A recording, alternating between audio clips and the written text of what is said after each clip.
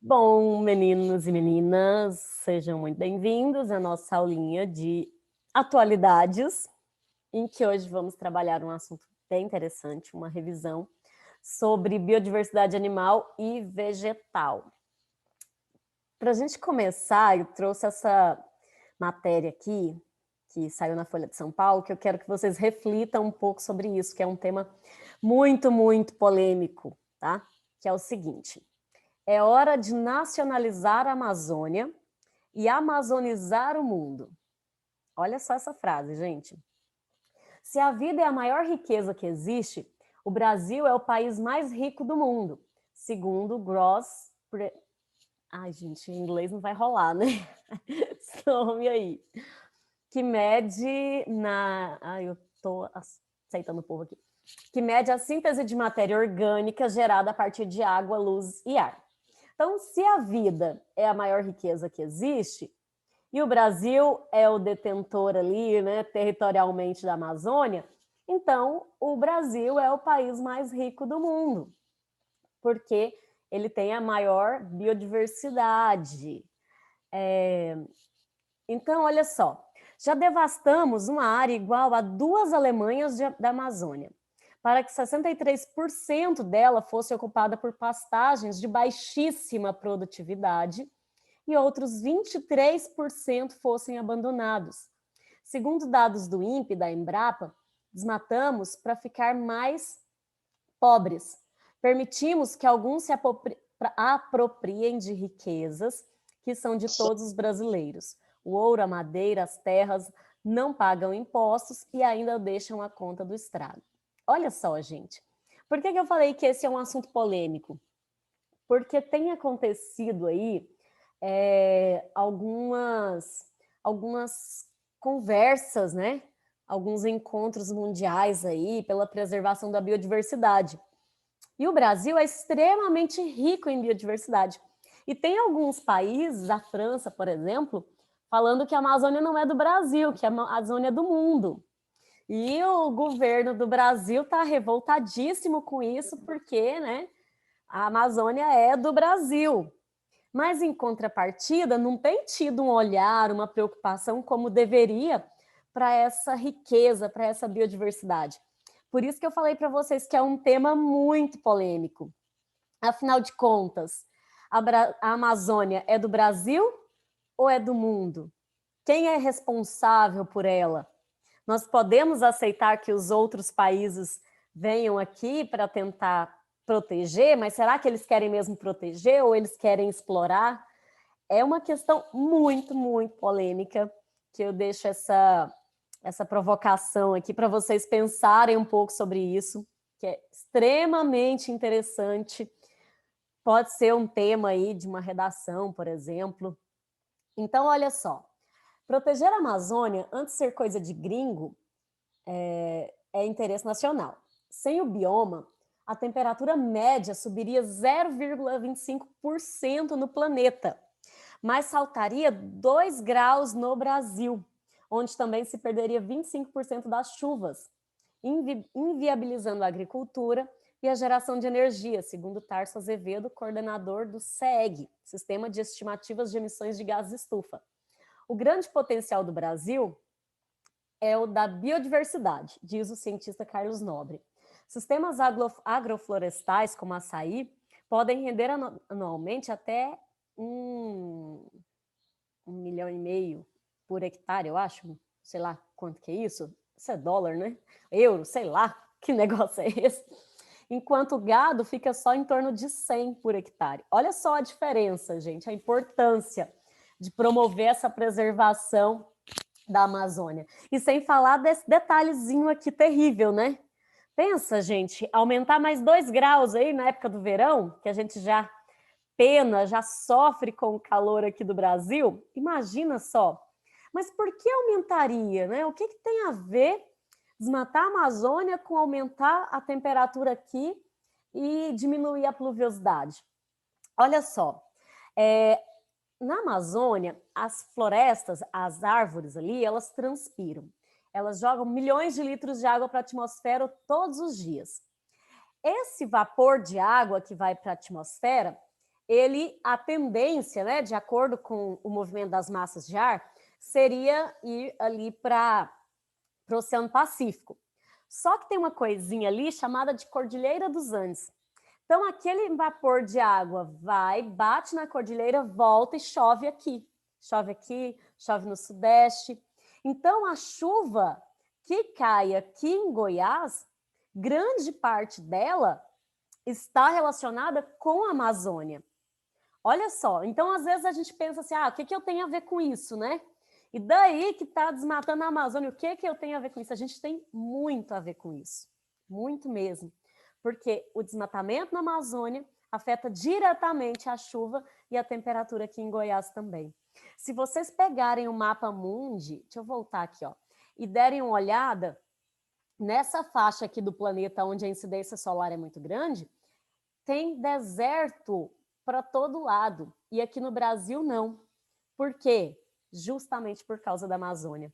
E como ele disse aqui, falou aqui que não deixa, quando desmata, né, pastagens de baixíssima produtividade, porque o solo da Amazônia é um solo extremamente pobre. Quando as folhas caem, os frutos, os animais morrem, aquilo ali é rapidamente decomposto, porque tem uma quantidade gigantesca de bactérias decompositoras ali, fungos e bactérias, e forma um humus. Aquele humus deixa a superfície com uma qualidade boa, adubado, digamos assim, né? Um adubo. Agora, quando você desmata, o solo em si ele é extremamente pobre. As árvores da Amazônia, elas têm raízes tabulares. O que isso significa? Que a raiz ela fica na superfície, ela não é profunda igual aqui a raiz do cerrado.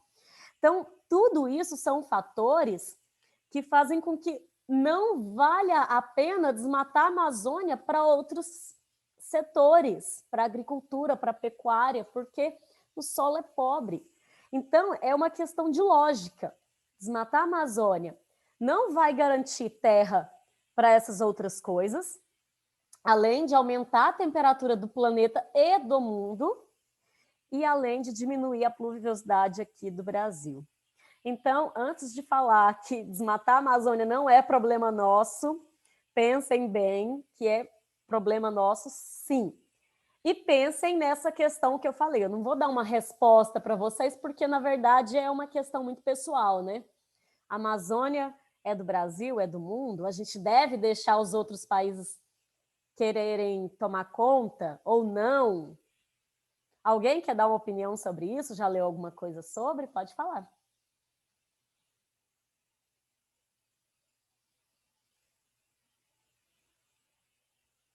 Ninguém, gente? O que a senhora acha, professora? Eita, Nossa, então, né? Eu penso que tem que fazer alguma coisa. Sinceramente, sabe? Alguma coisa tem que ser feita. Tem que ter uma fiscalização maior, tem que ter um investimento maior. Então, se o Brasil não estiver dando conta, eu não sou contra se o outro país vir e se proteger de verdade, não. Minha opinião, né? Mas se for para proteger, não para explorar. Aí é outra história. Então é complicado, né? Sinceramente. E você, Nicole, o que pensa sobre tudo que eu falei? Devolva a pergunta. Professora, eu não sei dar uma opinião concreta sobre isso, até porque nunca cheguei a ler nada que se relacionasse ao assunto. Mas eu acredito que com certeza os de fora, tipo assim, viriam para explorar. É a Ou questão que eu não. falei, né? Não para proteger. Infelizmente, a gente perdeu milhões de investimento, se não me engano, foi da Holanda, que todo ano bancava, né? Mandava dinheiro para proteção, mas como não estava sendo usado para isso, eles pararam de enviar. Dei uma lida sobre isso. Como eu falei, é um tema muito polêmico, mas pode ser, assim, um tema de redação. Então, eu vi, assim, que ninguém quer falar nada, então, às vezes, é bom vocês derem uma pesquisada sobre isso, tá? Pensa se cai um negócio desse na redação, como é que vai ser? Então, o que é biodiversidade? Olha só, gente. Biodiversidade, o nome já diz, é a variedade, bio é vida, de seres vivos. Então, na nossa aula de hoje, a gente vai relembrar um pouquinho das características tanto dos vegetais quanto dos animais. Primeiro, vamos começar com a botânica, com os vegetais. Para isso, olha só, uma questãozinha do Enem, para a gente não perder o foco, né? Vamos lá. Em uma aula de biologia sobre formação vegetal brasileira, a professora destacou que em uma região, a flora convive com condições ambientais curiosas. As características dessas plantas não estão relacionadas com a falta de água, mas com as condições do solo, que é pobre em sais minerais, ácido e rico em alumínio. Além disso, essas plantas possuem adaptações ao fogo. Só por essas características, de qual bioma essa questão está falando?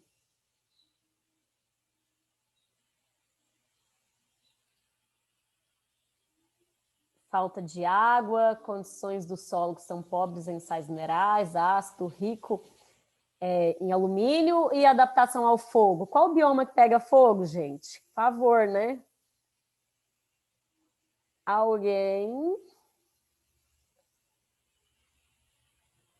Nós vivemos nele, gente? Como é que vocês não sabem? Tabulares? Oi? O que a senhora falou sobre o tabu? Cerrado, isso aí, nós vivemos nele, não é possível. O cerrado, ele é um bioma em que tem todas essas características aqui. O fogo, ele é uma condição normal, inclusive, gente, o fogo no cerrado, ele é necessário. Por que que ele é necessário?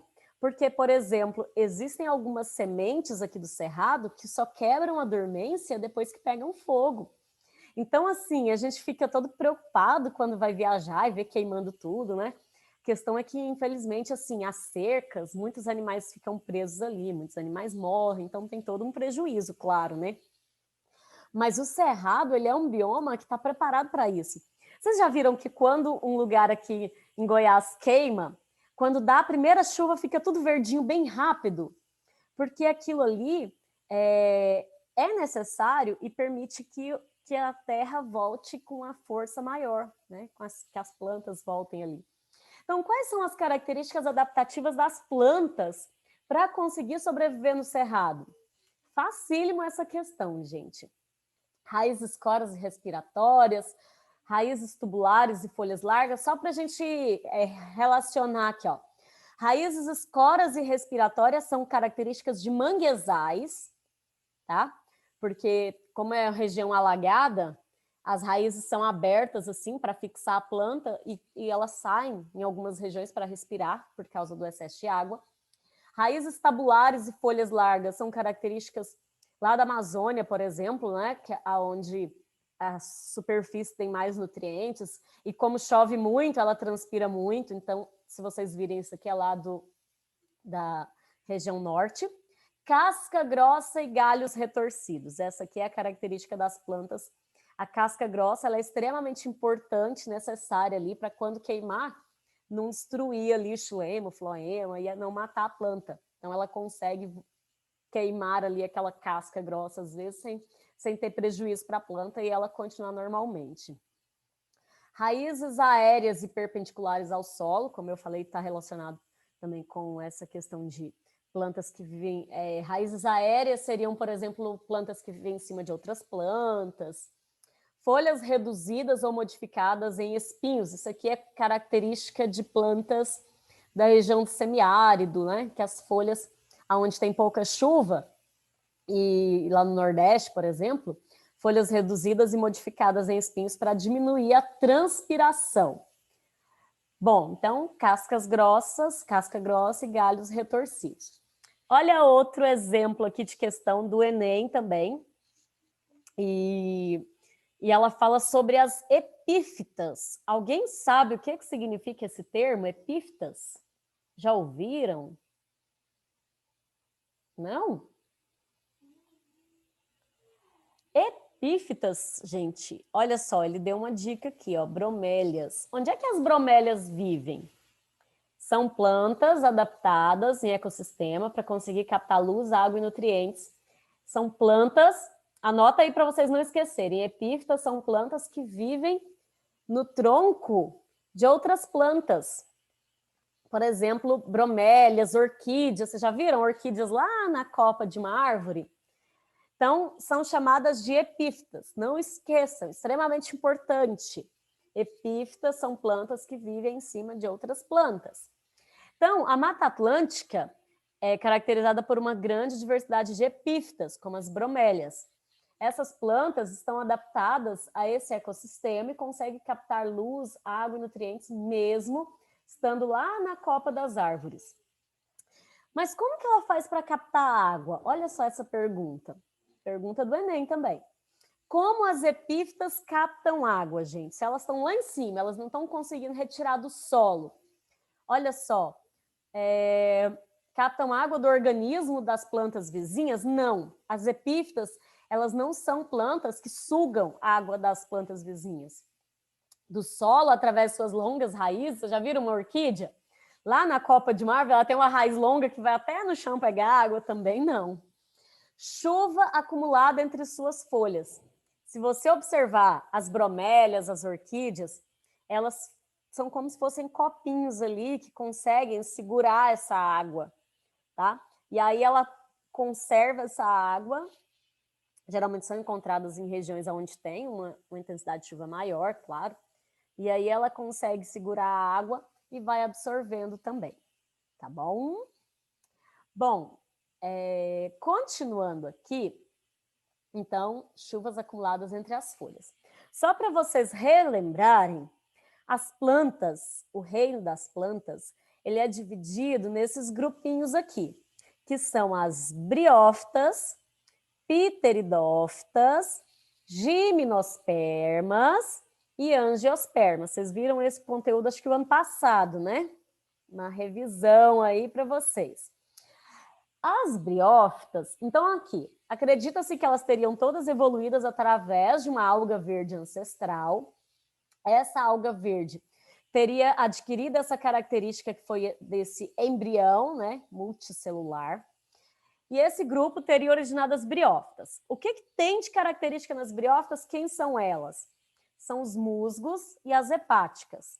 Elas não têm folha, nem caule, nem raiz verdadeira. É chamada de folíolo, caulíolo e radícula. Elas não têm vasos condutores, não têm xilema e floema, não tem flor, não tem fruto, não tem semente, elas não têm nada. Nem folha de verdade elas têm. São chamadas de folíolos ainda. E aí, durante o processo evolutivo, alguns grupos conseguiram produzir vasos condutores e esporófitos. E aí teria surgido as pteridófitas, que é o grupo das samambaias, das avencas. Esse grupo, então, tem como evolução, então essa aqui não tinha nada, nem vasos condutores, nem nada. Esse grupo já possui vasos condutores. Espera só um minutinho.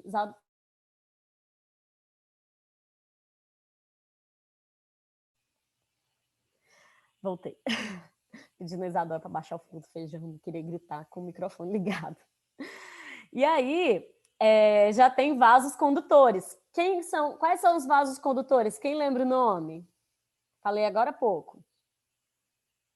Como é que se chama, gente, os vasos condutores? Condutores de seiva, seiva elaborada. E aí, como é que chama? Pelo amor de Deus, meu povo. Xilema e floema, tá? Então, as pteridófitas já possuem esses vasos condutores. A partir daqui, então, o próximo grupo, o próximo momento evolutivo, fez com que os grupos de plantas herdassem aqui, começassem a produzir sementes e pólen. Então, aqui, ó, as gimnospermas são plantas que já possuem sementes, mas não têm flores e frutos. A palavra gimnosperma significa, esperma vem de semente, e gimno significa nua. Semente nua, ou seja, a semente não é protegida por um fruto. E, por último, o último processo evolutivo foi a formação de flores e frutos, que teria originado, então, as angiospermas, que são as plantas completas, que tem raiz, caule, folha, flor e fruto. Esse grupo aqui, ó, que não tem semente, é chamado de criptógamas, e esse grupo que tem sementes são chamados de fanerógamas. E as angiospermas são subdivididas em 2 grupos, monocotiledônia e dicotiledônia. Monocotiledônia só tem um cotilédone, é o caso do milho, por exemplo, você não consegue pegar o grãozinho de milho, separar as bandinhas no meio, igual você faz com feijão, por exemplo. Então, milho é uma monocotiledônia, feijão é uma dicotiledônia. As nervuras da folha das monocotiledôneas são paralelas, das dicotiledôneas são radiculadas. Então, vamos relembrar.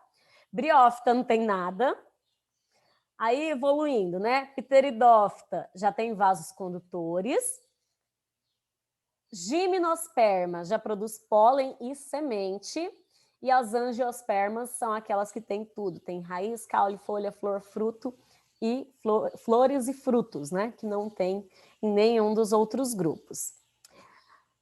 Tranquilo, gente? Vocês viram essa matéria ano passado. Tá tranquilo? Qualquer dúvida, pode falar que eu falo mais devagar, eu volto. Mariana, tá entendendo bem, Mariana? Certo? Então tá bom. Qualquer coisa, me pergunta aí que eu paro. No período Cretáceo, surgiram as angiospermas, caracterizadas pela presença de flores e frutos. Essas características contribuíram para que essas plantas ocupassem rapidamente diversos ambientes em nosso planeta. Os frutos têm importante papel nessa ocupação, porque ajudam a... Qual a importância dos frutos? Agora eu não vou responder, vocês que vão me falar qual que é a resposta certa.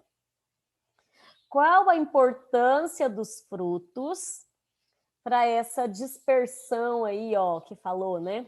Contribuíram para que ocupasse rapidamente vários ambientes do nosso planeta. Por que que os frutos são importantes para ocupar outros ambientes? Letra A. B? Alguém falou letra A, outro falou qual? Letra B? Letra D. Eu falei letra B. E alguém falou letra D. Nossa, gente. A resposta é letra B.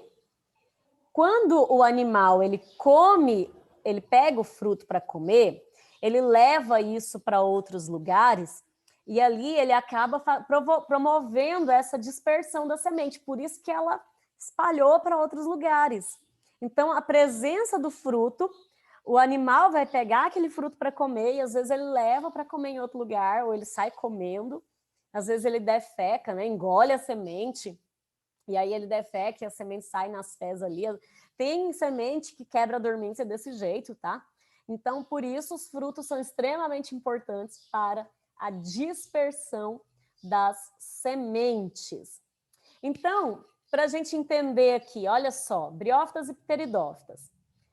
As briófitas têm gametófito dominante, elas são avasculares, não tem tecidos de sustentação, não tem raiz, não tem caule, não tem folha, como eu falei para vocês.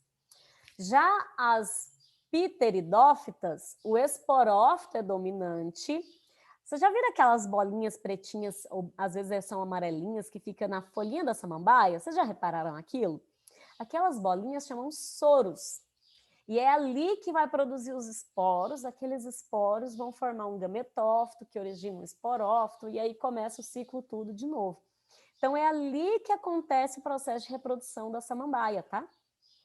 Tem vasos condutores, tem raiz, caule e folha verdadeira, tá? E as duas, importantíssimo isso daqui, dependem da água para reproduzir. Na fase do gametófito, o gameta masculino, para ele encontrar o gameta feminino, ele vai nadando. Então, é muito importante vocês terem essa relação. Briófitas e pteridófitas dependem de água para reproduzir. Olha só, mais uma perguntinha aqui, ó. A imagem representa o processo de evolução... Você pode voltar no último slide? Vou voltar aqui. Obrigada. Por nada. Pode passar, era só para eu terminar de ver a palavra aqui. Ah, tá. A imagem representa o processo de evolução das plantas e algumas de suas estruturas. Para o sucesso desse processo, a partir de um ancestral simples, os diferentes grupos de vegetais desenvolveram estruturas adaptadas que lhes permitiram sobreviver em diferentes ambientes. Então, o gametófita era dominante, briófita. Esporófita dominante com vasos condutores, pteridófitas. Sementes e grão de pólen, gimnosperma. Flores e frutos, angiosperma. Qual das estruturas apresentadas contribui para uma maior diversidade genética? Lá, pensem na aula lá que a gente teve de genética, de diversidade genética. Qual dessas características, dessas estruturas adaptativas, vasos condutores, grão de pólen, flor, fruto, semente, o que induziu a uma maior variabilidade genética, pessoal? O que vocês acham? Acho que é a letra C. Letra C, grãos de pólen que garantem a polinização cruzada, isso aí. O grão de pólen é o gameta masculino, que vai fecundar o gameta feminino e aí vai produzir uma variabilidade genética maior. Muito bem, certíssimo. Então, gimnospermas e angiospermas. Gimnosperma, exemplo, pinheiros, né? Tem como característica, como eu falei, a presença do pólen e da semente, os dois. Mas as angiospermas, além da semente e do pólen, ainda tem como adaptação flores e frutos, que são extremamente importantes aí nesse processo de reprodução. Né? Muitas vezes a polinização aqui é feita pelo vento, e aqui é feita por animais, é mais preciso. A abelhinha pousa numa flor, vai lá na outra florzinha, pousa e leva o pólen para ela. Olha só para vocês verem que bacana, como é mais evoluído, né? Aqui depende do vento ter que levar e esse pólen cair na outra, né? Então, assim, esse aqui acaba sendo mais preciso. Com a evolução com os polinizadores, como eu falei para vocês, essa importância da polinização. E partindo para a parte dos animais, para a gente revisar também essa zoologia, só para a gente lembrar, olha que legal, gente. Aqui a gente tem poríferos na escala evolutiva. Poríferos, que são os parazoários. Porífero não tem nada, é tipo as briófitas dos animais. Não tem nem tecido verdadeiro, é um monte de célula que forma o corpo dele. E aí depois vem os quinidários. Depois dos quinidários aqui já apresenta, né, um sistema digestivo incompleto. Tem boca, mas não tem ânus. Sistema digestivo completo tem entrada e tem saída. Sistema digestivo incompleto tem entrada, mas não tem saída. É o mesmo lugar, tá? Aí vem... Isadora, desliga lá, por favor. Os plateumintos, que não tem celoma, são triblásticos, simetria bilateral e já possui uma cefalização, né, um sistema nervoso ali, um princípio de formação do sistema nervoso central. Os nemateumintos, que tem um pseudoceloma, que é uma cavidade interna do corpo. O sistema digestório já é completo, aqui já é mais evoluído. E aí já vem os animais com celoma completo. Dos moluscos para frente tem celoma de verdade, né? E o sistema respiratório e circulatório, que os anteriores não tinham. Moluscos. Aí vem segmentação do corpo, os anelídeos, que tem o corpo segmentado. E aí, com relação às patas articuladas, inclusive dá o nome para esse grupo, que são artrópodes, podopés, artro vem de articulação. E então a gente tem os dois grupos mais próximos, eu brinco que a gente é primo primeiro da estrela do mar, que é, na escala evolutiva, os dois grupos mais próximos são os equinodermas e os cordados, que são deuterostômios. Que é isso, gente? Pelo amor de Deus! Os grupos de animais são divididos em protostômios e deuterostômios. Protostômios, durante o processo de desenvolvimento evolutivo, primeiro forma a boca, depois o ânus. Nos deuterostômios, que somos nós, os cordados e os equinodermas, primeiro formou o ânus para depois originar a boca. E nos cordados, a principal característica é a presença dessa notocorda, que vai formar o nosso sistema nervoso central, que é evolutivamente mais desenvolvido que os outros. Então, vamos lá. Tem até uma musiquinha, eu nem lembro como é que é, poríferos, selenterados, plateu, tem um negócio assim, tem uma musiquinha. Depois vou achar e mando para vocês no grupo, para vocês aprenderem a sequência.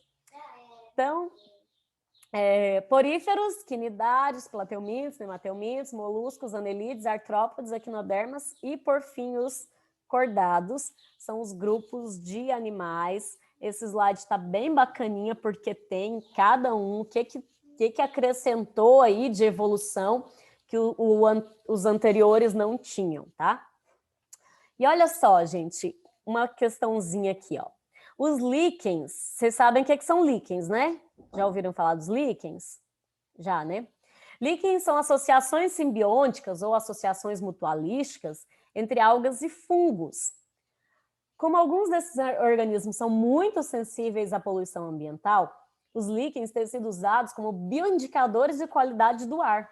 Suponha que determinada área apresentava grande diversidade de líquens.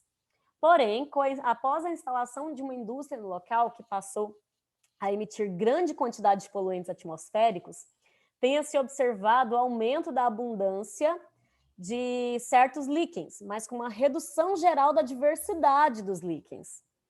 O que aconteceu? Tinha uma área que tinha uma diversidade muito grande de líquens, e aí instalou uma fábrica ali, e depois que instalou essa fábrica, a maioria dos líquens morreram e só um grupo lá que começou a desenvolver com uma facilidade maior. Por quê? Olha aí as opções.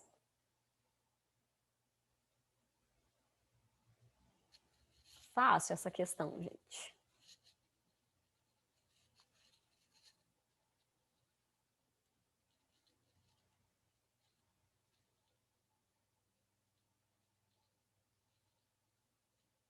E aí, alguém? Letra E? Letra E? Deve ser o fato de que a maioria dos líquens tem um sistema excretor eficiente. Letra C. Nem todos os grupos de líquens, né, são igualmente sensíveis ao impacto ambiental. Alguns grupos, eles não são sensíveis, então ele vai conseguir sobreviver mesmo que haja poluição. Então, houve um processo de seleção natural ali, em que o ambiente selecionou, né, teoria lá de Darwin, o ambiente selecionou aqueles que não estavam adaptados, que eram aqueles que eram esses bioindicadores de qualidade do ar, e quem ficou é quem realmente não tinha esse problema. Uma característica interessante do reino animal é o crescimento. Os artrópodes, eles têm um exoesqueleto, ou seja, o esqueleto deles é do lado de fora do corpo. E o esqueleto não acompanha o crescimento do animal. Então, o que ele faz? Quando ele vai crescer, ele faz um processo chamado de muda, aonde ele sai do esqueleto antigo e cria um esqueleto novo. Então, enquanto os outros animais crescem continuamente, né, até chegar a um certo ponto, no caso dos artrópodes, ele cresce, para de crescer. Parou de crescer, sofre a muda, onde ele troca esse esqueleto externo, que é feito de uma substância chamada de quitina, que é um polissacarídeo, e aí ele cresce. Parou de crescer de novo, sofre outra muda e cresce. Então, esse processo se chama muda ou equidise. Anota aí, com C mudo. Muda ou equidise, que é a troca do esqueleto dos artrópodes para permitir o seu crescimento. O sucesso adaptativo dos répteis relaciona-se, dentre outros fatores, ao surgimento de um revestimento epidérmico de queratina para a economia de água metabólica. Essa característica seria prejudicial em anfíbios, pois acarretaria problema. Nosso tempo está curto, então eu já vou falar logo a resposta. Olha, os répteis, eles possuem um revestimento de epiderme, né, de queratina, que economiza água no corpo deles. Só que para os anfíbios isso é prejudicial. Por quê? Porque poderia afetar o sistema respiratório, porque os anfíbios respiram através da pele também, né? Então, os peixes, os anfíbios, eles têm uma respiração ali atrelada à questão da água. Os peixes através das brânquias e os anfíbios através da pele. Já os répteis, não, os répteis já têm uma respiração que independe da água, então eles tiveram essa liberdade da água. Quanto à temperatura do corpo, os animais eles podem ser ectotérmicos ou endotérmicos. Os ectotérmicos são os peixes, anfíbios e répteis, em que a temperatura do corpo depende do ambiente. Então, se a temperatura diminui, o metabolismo também diminui. Então, se estiver fazendo muito frio, vai ser muito difícil encontrar com uma cobra, por exemplo. Vocês já viram falar que antigamente, quando tinha aqueles fogões a lenha, e aí eles armazenavam lenha debaixo do fogão e aparecia muita cobra? Não sei se vocês já ouviram falar isso. Vocês são novos? Provavelmente não. Mas por que aparecia muita cobra ali? Porque às vezes elas iam para lá por causa do calor mesmo. No motor do carro, às vezes aparece cobra, porque quando está muito frio, elas vão procurar lugar quentinho, porque são ectotérmicos e o calor do corpo depende do calor do ambiente. Já os endotérmicos, que são os mamíferos e as aves, a temperatura do corpo é regulada pelo próprio organismo. E normalmente o metabolismo ele é mais acelerado. Eu tenho menos de 1 minuto, então, deixa eu salvar o bate-papo aqui correndo, para mim não perder quem estava aqui na aula. E só para a gente fechar aqui, ó, os animais eles podem liberar amônia, ureia ou ácido úrico. A amônia é muito tóxico e solúvel em água, normalmente animais aquáticos que bebem muita água que libera. A ureia ela é menos tóxica que a amônia, encontrada nos mamíferos, por exemplo, que é o nosso caso. E o ácido úrico, ela não é tóxica, mas também não é solúvel em água. Então, é encontrado em animais que consomem pouquinha água, insetos, répteis e aves. E não vai dar tempo da nossa última pergunta. Alguma questão antes que